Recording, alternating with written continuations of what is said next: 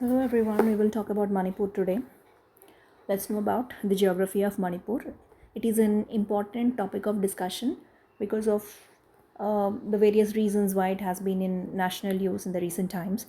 So, if you look at Manipur, it is one of the seven northeastern states and it is bordered by three states: Nagaland to the north, Assam to the west, and Mizoram to the south and west. It has got an international boundary separating it from Myanmar to its east. Now, this is of great geopolitical importance, about which we will discuss later. Now, coming to the rivers, Nagaland has got three important rivers. One is the Barak River, the other is the Manipuri River, and another is the Imphal River. Now, you can see here there is the Loktak Lake, which is drained into the Manipuri River, which joins the Chinwin River at a later date, and this forms an international boundary between India and Myanmar, that is between Manipur and Myanmar. Now coming to the ecology and ecological aspects of environmental aspects of Manipur. Now Manipur has got a typical unique ecological ecosystem, wherein if you look at it, it has got Loktak Lake, which is located in the center. Loktak Lake is one of the largest freshwater lakes in South Asia and one of the largest in the world. And the word Loktak is derived from the meety word, which means where streams meet, and it absorbs flood water. It is important for agriculture. It has got a valuable ecosystem. The local populace is highly dependent on Loktak Lake for their survival, and it drains through the Manipuri River, as I have already mentioned. It has got some wetlands locally known as pats. There are various pats like Eco Pat, Uttra Pat, Lalkoi Pat, Izok Lake, Pyron Pat, and Lamphal Pat. Now, you should know about Fumdi and the Fumdi cycle. What exactly is a Fumdi? A Fumdi is a floating island, as you can see in this picture. These are the Fumdis. These are the floating islands which are formed in the Loktak Lake. These are heterogeneous masses of soil vegetation and organic matter in various stages of decomposition. So what happens is when it rains, there will be a lot of plants growing in the area, and they get submerged, they get decomposed to a certain extent, and they start flowing upwards. Repeated cycles of raining and then dry seasons ultimately result in the formation of Fumdis. Now, there is a Fumdi which is identified as a national park located in the south of Loktak, known as Kamjul Lamjau National Park. This Kaibul Lamjau National Park, and there is a deer, Sangai deer, which floats over these Fumdis, and you know, it is the state animal. This is called the dancing deer. Now, we will talk about a little of the state bird. Mrs. Hume Fizet is the state bird. Toon is the state tree. Shiroi lily is the state flower. This is the Sangai deer, which is afloat over the Fumdi. Right?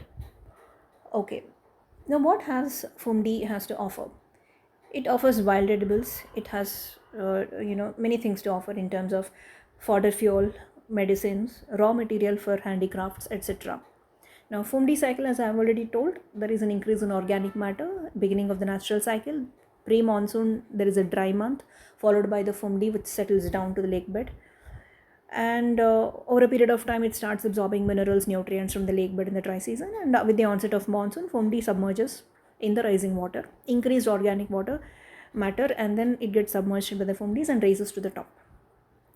Now, there is something called Atafum.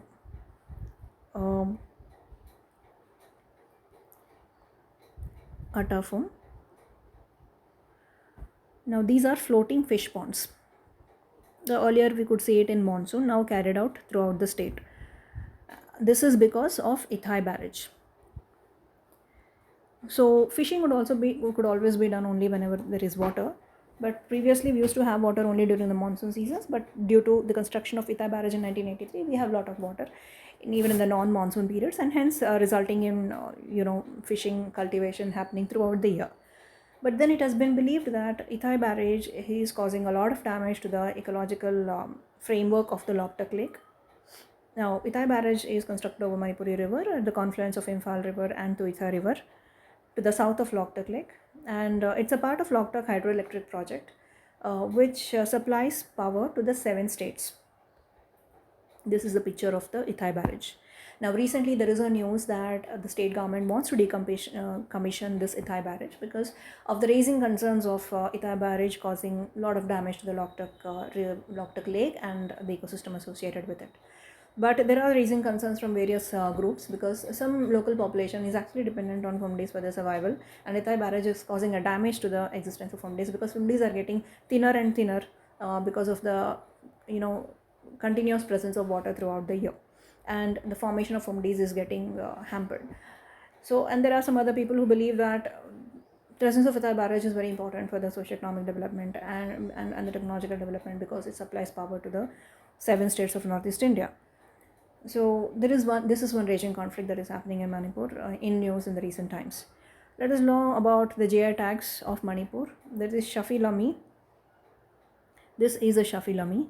This is one handicraft. It's a cloth.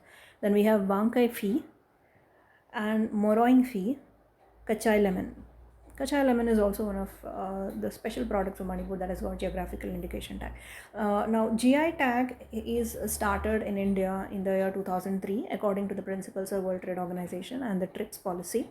India is a member of World Trade Organization, hence we have joined the TRIPS policy, according to which some products from particularly geographical area have been identified as special areas, which would result in the production of a unique product, and it has got special characteristics and qualities which are because of its geographical location. So presence of a geographical tag to one particular product actually gives it a lot of importance in terms of business outside. Now let us look at the history. Now, looking at the history, British annexed Manipur by the Doctrine of Lapse in 1824 and has been a protectorate of British Empire till the year 1891, wherein Crown Prince was ascended to the throne by the British, but he had very limited powers in terms of religious and cultural domain. The entire administrative powers were under the British. And it has come into the Indian Union in the year 1947, but completely merged into the Indian Union in 1949. But then Manipur has a distinct cultural identity of its own and wanted to maintain a separate identity of its own and wanted to have a separate administrative unit. Never wanted to be a part of either British or Indian Union. Now, Bir Tikendrajit Singh, who was a patriot, who fought for the cultural and the administrative identity and the uniqueness of the country, of Manipur. He is known as the Lion of Manipur. And we have Rani Gaidindu, who is a Naga leader from the district of Tamenglong. Now, she is one brave lady who fought the British in the, when she was 14 years old and was jailed. Now, these are the two important people who fought against the British. Now, Manipuri kingdom actually followed Bhakti tradition. It was nurtured by Rajarshi Bhagyachandra. It has a religious cultural identity of its own, joined Indian Union in 1949. In the year 1956, it has been identified as a union territory, but was given a full statehood in the year 1972. Now, in the year 1971, there was an amendment to the Indian Constitution, the 27th Amendment, which gave it special rights through Article 371C, subclause C, according to which certain special rights were to be given to the tribals of Manipur, because these were some areas which needed to be protected specially, because our tribal policy is quite unique and is based not on the principle of integration or assimilation, but their idea was to be a part of Indian state while protecting their own cultural and religious identity of its own. Now, Hill Area Committee is a constitutional body wherein MLAs from the hill areas would constitute a constitutional body and they would have a greater say in whichever decision is taken by the Manipur Legislative Assembly. And this was constituted to protect the interest of the tribal communities. There are mainly 3 tribal communities: the Meiteis, Nagas, and Kukis.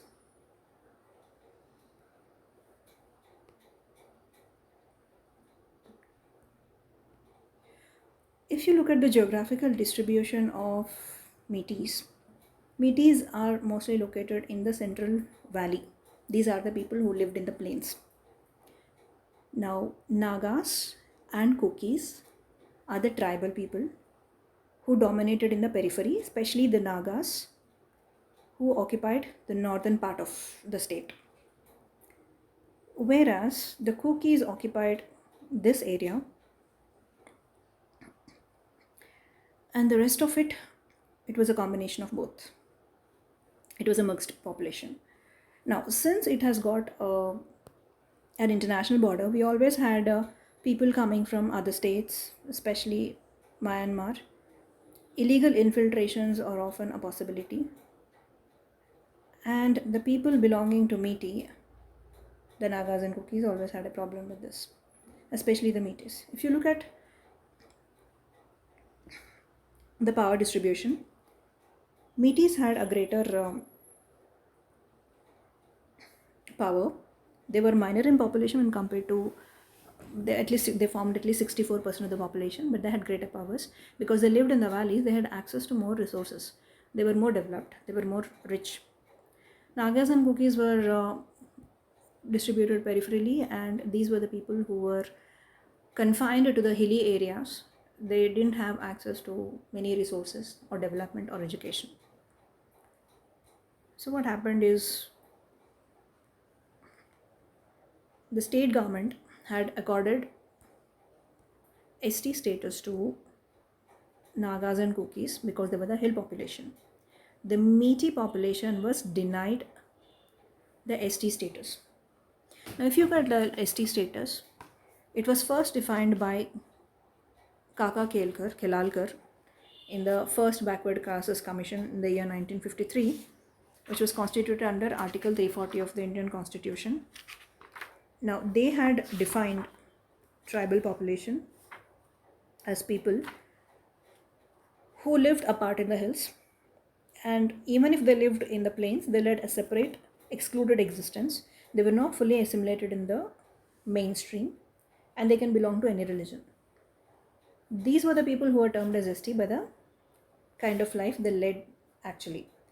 The Union Tribal Affairs Ministry also had a definition of its own, whereas it is defined by the primitive traits, the distinctive culture, geographical isolation, especially geographical isolation is one term which is used by both the committees, shyness of contact and community at large, and backwardness. Backwardness was a very important quality used for STs. Now, the government has decided that Metis were not to be accorded ST status because they were considered to be well developed. Now, Metis were the people who were rich and had access to power and business, whereas Kukis and Nagas were the people who had access to administrative jobs. And if you look at the unemployment rate, which is very high in Manipur, it is around 9%, compared to the 4% of the national average, which is very, very high. There is a demand arising from the Metis population to accord ST status to them so that they could avail the reservation policy, and which is constantly being opposed by the Nagas and Kukis because they believe that their protection according to them by the constitution will be diluted if Metis were given ST reservation. Now, there are certain important things that we need to understand here. Now, India, when it became independent in the year 1947 and accession of the Manipuri kingdom happened in 1949, in 1950 there was a Naga national movement. There was a demand for a greater Nagaland because Nagas were a population which were not confined to Manipur, but they were present in other states as well, like Arunachal Pradesh. They were seen in Assam, and they were seen in Manipur, and they were seen in parts of Myanmar. This is the whole area where Nagas were distributed. Now, these Nagas wanted themselves to come, consolidate, and form a separate country of its own, the Greater Nagaland. And over a period of time, the Metis group also, they wanted to have a separate identity of their own. So they have started UNLF. And later on, Kuki and the Zumi group also created. Now then what happened is, there is a system called Inner Line Permit System in India, which is present in certain states like Arunachal Pradesh, Mizoram, Nagaland, Manipur, Lakshadweep, and Himachal Pradesh. Now, this is a legal document issued by the concerned state government. Remember, this is not the central government, it's the state government which issues it, and it is always to allow the Indian citizen, not the foreigner, to enter a protected area for a limited period. Now, these were the areas wherein only tribal people had access to. Others could not enter without any permission. Even Metis were prohibited from entering such areas, and Metis did not have right to purchase land in the hilly tribal areas. And this was considered as one of the biggest discrimination to the Metis by the governments. So what happened is, when others did not have access to the tribal area, to the hilly areas, it is believed and alleged that these hill tribal groups started poppy cultivation around the year 1970s, and that would result in drug peddling, illegal immigration from the other countries. And these illegal immigrants generally belong to the Kuki and Naga population, obviously opposed by the Metis group. And hence, there is this eternal conflict between Metis, who believed that illegal immigration from the other countries would dilute their freedom, their power, and the Kukis and the Nagas would dominate them in power. Hence, they wanted a state reservation policy to be applied to them as well. Whereas Kukis and Nagas would believe that Metis are already powerful, and it is the Nagas and Kukis who needed protection. And these are the people who would encourage and welcome the people coming from other countries as illegal immigrants. So this eternal ethnic strife is happening from the beginning and continues to take place even till today. Now,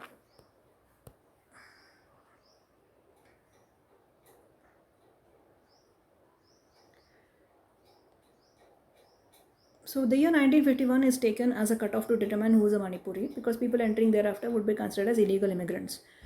Now, National Registration Register for Citizens has been implemented in the year 1951, taking the census 1951 as the main basis to separate illegal immigrants from the residents. It has not been updated so far in any state except the state of Assam, and there is a demand arising from Metis that NRC should be implemented so as to separate illegal immigrants from the original residents, so that their rights would be protected and not diluted in the presence of overwhelming population of the tribal elements coming from other states. In 1960, Land Reforms Act of Manipur was passed, which is considered as a discrimination against Metis, because Metis were not allowed to conduct certain activities, either business or buy some lands in the hilly tribal areas. As I've already stated, in 90s, poppy fields by hill trips, migration of Chuns and Kukis from Myanmar. So what happened in 2015? 3 bills were passed. Actually, whenever a bill is passed by the State Legislative Assembly, which has got around 60 seats, Hill Area Committee was to be consulted, because MLAs from the hill areas were mainly a part of HAC, and their ideas and consultation was a must in any of the decision that is taken, because it is constituted to protect the rights of the tribal groups. So when in 2015, 3 bills, the Protection of Manipur People Bill, Manipur Land Revenue Land Reforms Bill 7th Amendment, Manipur Shops and Establishments 2nd Amendment was passed, this importance was not given to HAC and it was not consulted. So there was a hue and cry coming from the tribal groups that their rights are being diluted, and there is every chance that Metis would overwhelm them or dominate them. So what happened in the recent times? Recently, High Court order has issued to consider ST status to Metis to the state government. Now, state government is in favor of Metis, it is believed and alleged. So there is this eternal conflict between state government and the tribal elements, wherein the state police and the Myanmar Rifles is in favor of Metis, whereas the Assam Rifles is in favor of Kukis. So an inquiry committee has been passed, framed by under the leadership of Ajay Lamba, and then a peace committee has also been formed under the presidentship or chairmanship of Anasuya UK, to identify what exactly is the problem, how to deal with it. This Manipur High Court has recently passed a direction to include Marathis in the ST group to consider and take whatever steps that are needed. And there started a trouble where Kukis and Nagas started opposing it, whereas Metis started supporting it. And hence that has decelerated and resulted in all the violent protests that are happening, because the state government is probably not dealing with it as strongly as it should be. Probably a soft corner towards Metis, and probably some support being given to the hill tribals from certain other elements, and resulted in this finally. So how to go about with this? The idea would be to take everybody's ideas into consideration, to see that nobody's rights are suppressed, to deliberate with all the stakeholders properly, address their concerns, and probably tell them how exactly the things would be taken forward so that none of their rights and their existence would be threatened. Okay, thank you.